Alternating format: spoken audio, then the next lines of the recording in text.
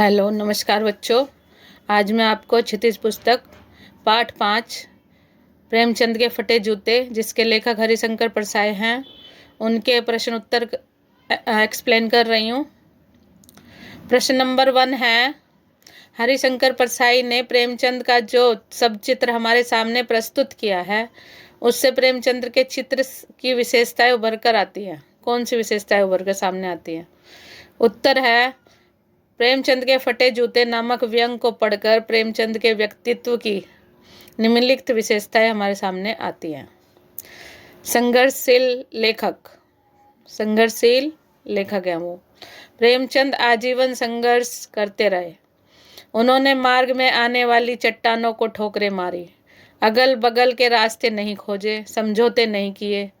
लेखक के शब्दों में, तुम किसी सख्त चीज को ठोकर मारते रहे होगे, ठोकर मार मार कर अपना जूता फाड़ लिया। फिर दूसरा इनकी विशेषता है अपराज्य व्यक्तित्व। इनका अपराज्य व्यक्तित्व है, यानी कभी पराजित होने वाला व्यक्तित्व नहीं है। प्रेमचंद का व्यक्तित्व अपराज्य था। उन्होंने कष्ट सहकर भी कभी हार नहीं मानी। यदि वे मनचाहा परिवर्तन नहीं कर पाए तो कम से कम कमजोरियों पर हंसे तो सही। उन्होंने निराश हताश जीवन के बजाय मुस्कान बनाए रखी। उनकी नज़रों में तीखा व्यंग और आत्मविश्वास था। लेखक के शब्दों में, यह कैसा आदमी है जो खुद तो फटे जूते पहने फोटो खिंचा रहा है, पर किसी पर हंस भी रहा है। कष्टप्रद जीवन था इनका। तीसरी विशेषता इनकी है जीवन की, प्रेमचंद जीवन भर आर्थिक संकट झेलते रहे। उन्होंने गरीबी को सहर्ष स्वीकार किया। वो बहुत सीधे सादे वस्त्र पहनते थे। उनके पास पहनने को ठीक से जूते भी नहीं थे, फिर भी वह हीनता से पीड़ित नहीं थे। उन्होंने फोटो खिंचाने में भी अपनी सहजता बनाए रखी। फिर सहजता, इनकी एक विशेषता है सहजता। प्रेमचंद अंदर बाहर एक ही थे। दिखावे की जिंदगी नहीं जीते थे, वो शो ऑफ नहीं करते थे। लेखक के शब्दों में, इस आदमी की अलग अलग पोशाकें नहीं होंगी, इनमें पोशाकें बदलने का गुण नहीं है। मर्यादित जीवन जीते थे। चौथी विशेषता इनकी है मर्यादित जीवन जीना। प्रेमचंद ने जीवन भर मानवीय मर्यादाओं को निभाया। उन्होंने अपने नेम धर्म को अर्थात लेखनीय गरिमा को बनाए रखा। वह व्यक्ति के रूप में तथा लेखक के रूप में श्रेष्ठ आचरण करते रहे। प्रश्न नंबर 2 है, सही कथन पर निशान लगाना है बच्चों।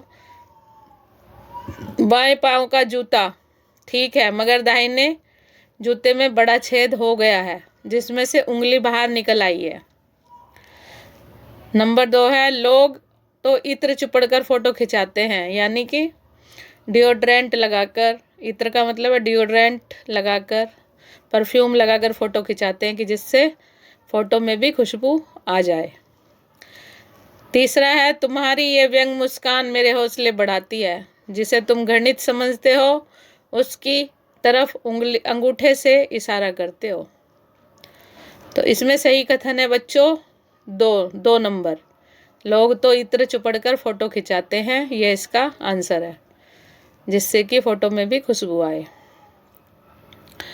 प्रश्न नंबर 3 है बच्चों, नीचे दी गई पंक्तियों में निहित व्यंग स्पष्ट करिए। जूता हमेशा टोपी से कीमती रहा है, अब तो जूते की कीमत और बढ़ गई है, क्योंकि एक जूते पर 2500 टोपियां न्यौछावर होती हैं। पहला यह है व्यंग। पहले का आंसर देखते हैं पहले। जीवन में यह विडंबना है कि जिसका स्थान पाँव में है अर्थात नीचे है, उसे अधिक महत्वपूर्ण माना जा रहा है। जिसका स्थान ऊंचा है, उसे सिर पर बिठाने योग्य है, उसे कम सम्मान मिल रहा है। आजकल तो जूतों का अर्थात धनवानों का सम्मान और भी अधिक बढ़ गया है। एक धनवान पर 2500 गुणी लोग न्यौछावर होते हैं। गुणी लोग भी धनवानों की जी हजूरी करते नजर आते हैं। कहने का मतलब धन का बोलबाला है, भले ही उन लोगों में कोई गुण ना हो, और गुणी व्यक्ति को जी हजूरी करनी पड़ती है। दूसरा क्वेश्चन है खा, तुम पर्दे का महत्व ही नहीं जानते, हम पर्दे पर कुर्बान हो रहे हैं। खा का आंसर यह है। प्रेमचंद ने कभी पर्दे को अर्थात लुकाओ छिपाओ को महत्व नहीं दिया। उन्होंने वास्तविकता को कभी ढकने का प्रयास नहीं किया। वह इसी में संतुष्ट थे कि उनके पास छिपाने योग्य कुछ नहीं था, अंदर बाहर वह एक ही थे, यहाँ तक कि उनका पहनावा भी अलग ना था। ठीक है प्यारे बच्चों, खा का आंसर यह है। यहाँ पे प्रश्न लिख दिया है गलती से, मगर ये उत्तर है।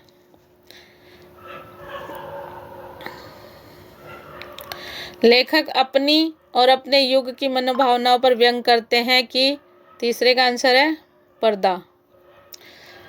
यही आंसर है कि पर्दा रखने का गुण बहुत बड़ा गुण है। जो व्यक्ति अपने कष्टों को छिपाकर समाज के सामने सुखी होने का ढोंग करता है, हम उसी को महान मानते हैं। जो अपने दोषों को छिपाकर स्वयं को महान सिद्ध करता है, हम उसी को श्रेष्ठ मानते हैं।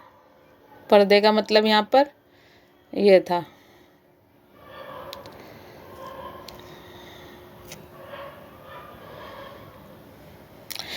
ग है इसका क्वेश्चन, जिसे तुम घृणित समझते हो उसकी तरफ हाथ से नहीं बल्कि पांव की उंगली से इशारा करते हो। यह आंसर है इसका। लेखक कहता है, प्रेमचंद ने समाज में जिसे भी घृणा योग्य समझा है उसकी ओर हाथ से नहीं बल्कि पांव की उंगली से इशारा किया है, अर्थात उसे अपनी ठोकरों पर रखा है, अपने जूते की नोक पर रखा है, उनके विरुद्ध संघर्ष किए रखा है। प्रश्न नंबर 4 है बच्चों। पाठ में एक जगह लेखक सोचता है फोटो खिंचाने की एक यह पोशाक है तो पहनने की कैसी होगी, लेकिन अगले ही पल विचार करता है कि यदि नहीं, इस आदमी की अलग अलग पोशाकें नहीं होंगी। आपके अनुसार इस संदर्भ में प्रेमचंद के बारे में लेखक के विचार बदलने की क्या वजह हो सकती है? उत्तर है, मेरे विचार से प्रेमचंद के बारे में लेखक का विचार यह रहा होगा कि समाज की परंपरा ऐसी है कि अच्छे अवसरों पर पहनने के लिए कपड़े अलग रखते हैं और जिन्हें वे अच्छा समझते हैं, और प्रेमचंद के कपड़े ऐसे न थे, फोटो खिंचाने लायक होते, फोटो खिंचाने लायक। ऐसे में घर के पहनने वाले कपड़े भी खराब होते, ऐसे घर में पहनने वाले कपड़े और भी खराब होते। लेखक का तुरंत ध्यान आया कि प्रेमचंद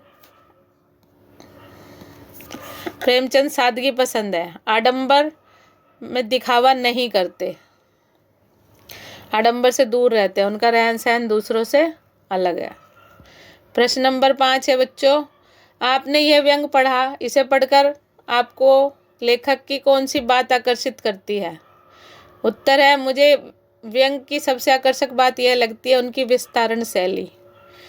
लेखक के संदर्भ में एक दूसरे संदर्भ की ओर बढ़ता चलता है, लेखक एक संदर्भ से दूसरे संदर्भ की ओर बढ़ता चलता है। वह बूंद में समुद्र खोजने का प्रयत्न करता है, जैसे बीज से क्रम से अंकुर का और फिर पल्लव का और फिर पौधे का और फिर तने का और अंत में फूल पत्तों का विकास होता है, चला जाता है। उसी प्रकार इस निबंध में प्रेमचंद के फटे जूते से बात शुरू होती है और वह बात खुलते खुलते प्रेमचंद के पूरे व्यक्तित्व को उद्घाटित करती है। बात से बात निकलने पर कि यह व्यंग शैली बहुत ही आकर्षक बन पड़ी है। प्रश्न नंबर 6 है बच्चों, पाठ में टीले शब्द का प्रयोग किन संदर्भों को इंगित करता है? किया होगा, किस संदर्भ को इंगित किया होगा? टीला शब्द राह में आने वाली बाधा का प्रतीक है। जिस तरह चलते चलते रास्ते में टीला आ जाता है, व्यक्ति को उस पार जाने के लिए विशेष परिश्रम करते हुए सावधानी से आगे बढ़ना पड़ता है। उसी प्रकार सामाजिक विषमता, छुआछूत, गरीबी, निरक्षरता, अंधविश्वास आदि भी मनुष्य की उन्नति में बाधक बनते हैं और इन्हीं बुराइयों के संदर्भ में टीले शब्द का प्रयोग हुआ है। अब रचना अभिव्यक्ति के कुछ प्रश्न है। प्रश्न नंबर 7 है, प्रेमचंद के फटे जूते को आधार बनाकर परसाई जी ने यह व्यंग लिखा। आप भी किसी व्यक्ति की पोशाक को आधार बनाकर एक व्यंग लिखिए। फिर लेखक लिखता है, मेरे हाथ में जिस मित्र का हाथ है उसकी एक चीज का मैं हमेशा कायल हूँ, वह है उनकी टाई की गांठ।